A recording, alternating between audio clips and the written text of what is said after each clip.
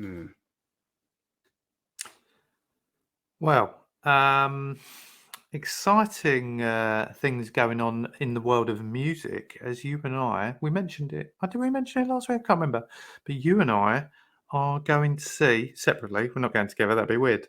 No, we Going to don't talk see. outside the podcast, so No, you know. basically, yeah. Mm. I don't even like you, to be honest. But we're going to see the Arctic Monkeys, which I am super excited about. I've been a fan of theirs since Mardy Bum. It's gonna be amazing, and I'm standing. So this time a year ago ish, we were at the same gig again. We went to see the Killers at Carrow Road, which is, for those that It don't was know, roughly about a year ago, wasn't it? yeah. So it's beginning Well, of because the June. end of season. So once football seasons, they try and slip something in there. Went to see the Killers at Carrow Road, which is Norwich's ground, which was amazing. But I was seated then. You were seated. I was seated as well. Yeah. And I was very envious of some of my colleagues and friends who were standing because it looked like a proper rave up. I'm intrigued to see how tomorrow night's one's going to go because I've seen the set list, or certainly the one that they've been doing at the other events, and some of the songs. And did I send you the playlist? You haven't sent me the playlist, No. selfishly. So yeah, I'll be waiting for that. I'll send you the playlist, but some of the songs on the playlist aren't kind of like, bet you look good on the dance floor, like them party sort of, rocky anthems. I mean, they've changed a lot over the years, haven't they? That's why I'm quite intrigued to see what they're like. So again, I've liked them since day one and such, but since I Bet You Look Good on Dance Floor came out, which was amazing.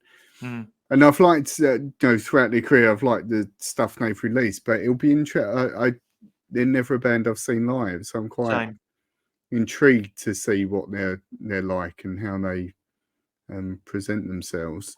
The by all accounts, and I think it is. I've not looked specifically for the Norwich one, but listening to the radio the other day, the warm up, or this band said they were doing the warm up for or support for the Arctic Monkeys, which is a band called, I don't know if you can see on my phone, the Mysterines. Yeah, it is the Mysterines, yeah, and the Hives. Really good, really. And the Hives. Hives, really. Yeah. Awesome. Have I just blown your mind? Yeah, see, I'm sure the Hives. I'm thinking of the right one. I'd say I told you so. Yeah.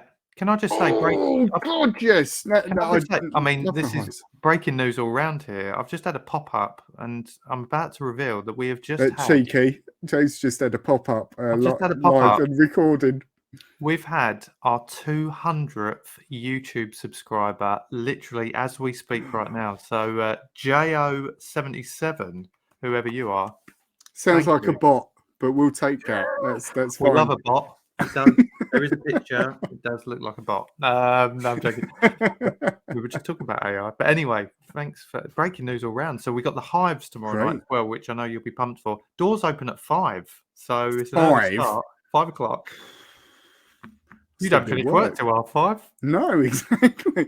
5. What time's the first band on? Not that this is really particularly interesting to anyone who's watching this, unless they're. I don't know. Especially as this will come out 2 days after gigs actually happen. So, it's. Oh, yeah. Well, let's pretend. Whatever. I had a great time. Yeah. Oh, what a gig. But other rock music news I saw was, did you see that the Foo Fighters done I know we had the UK Foo, so we're excited to go and see in November. Tickets booked. Looking forward to that. If you haven't seen the episode, please do check it out. You'll see James on the border of alcoholism. Yeah. So, yeah. Even worse is the extra episode from last week, but we glaze over that. Yeah, so James was glazed over for most of the episode. I'm still hungover. The actual Foo Fighters, they done like a reveal. I don't know when this was, but the news I've seen linked to this, which I'll go on to in a sec. They done like a big reveal video of who their new drummer is. Have you seen this? No, I haven't.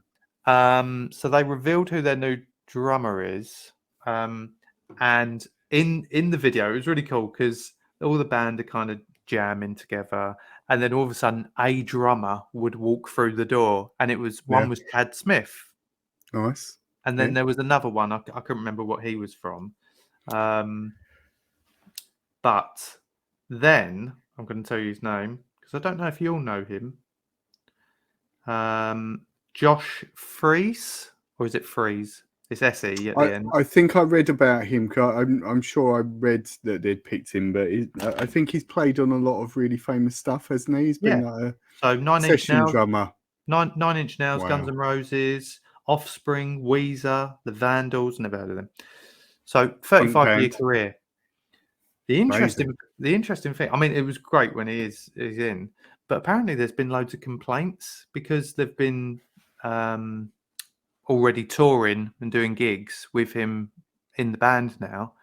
Right. But some of them, what they're saying, it's kind of shown is just how good Taylor Hawkins is and how unique he was, because they're saying that Josh Freese he's actually a beat or two ahead of where he needs to be in comparison, and the other members in the band are having to keep up with him on certain songs. Really? I was saying about Everlong. I mean, it's really interesting. I need to kind of listen to it, and then I haven't got a trained ear for that sort of stuff unless you can.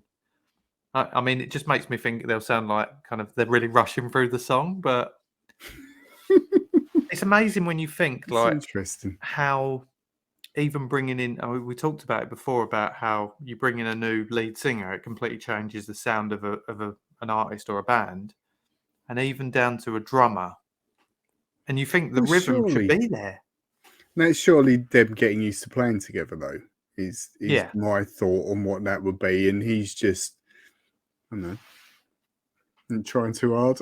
I don't know, speculation, but they just need to literally get in their groove, I think, don't they? But yeah, I think it's odd. Like when I remember, I think it's when I went to see Metallica and like being in the crowd, like waiting for them to come on, and someone going, "Oh, well, I saw them before, and they played the wrong notes on this bit and whatever." You're like, come on, like just nitpicking.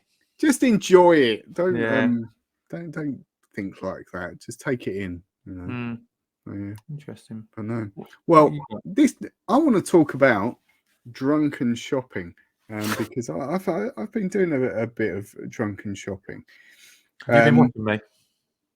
Yeah, but I was influenced by last week's debauched drinking session.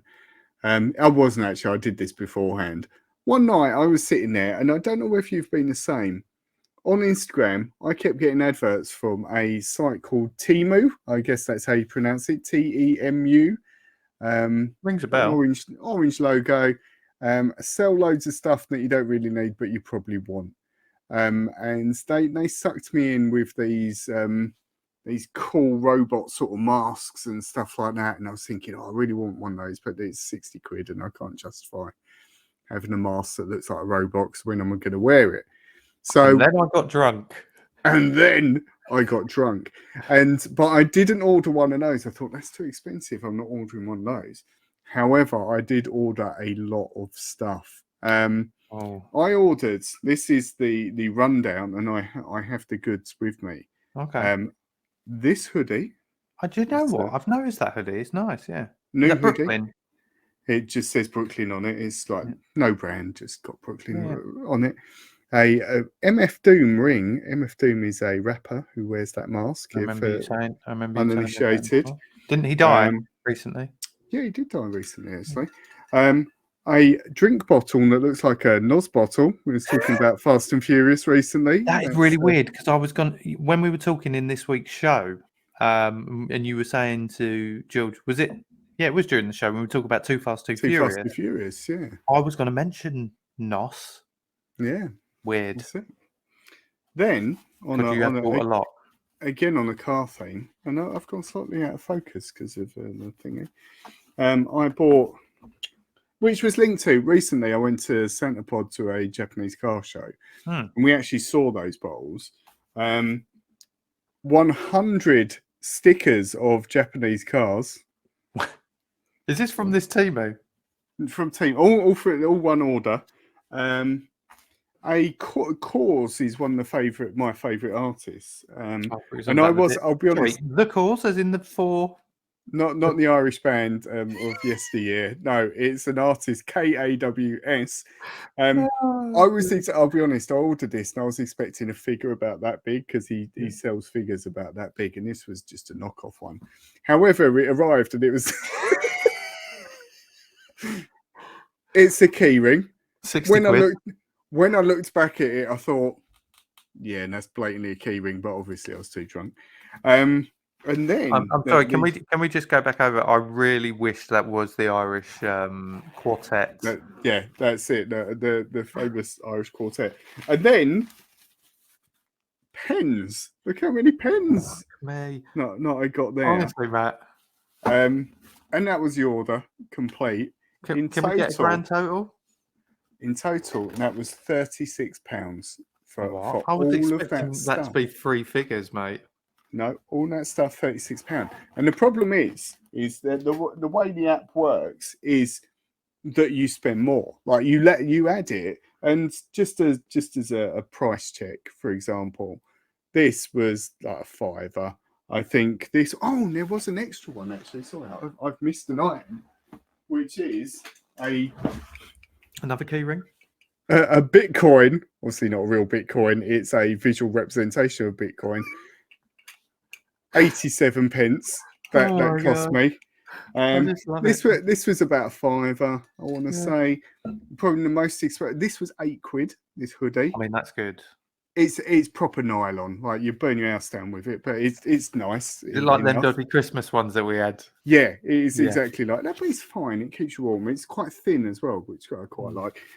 This was probably the most expensive. I think these pens, which I think there's 80 pens in here, and they're really nice. I've tried about. They're really nice markers.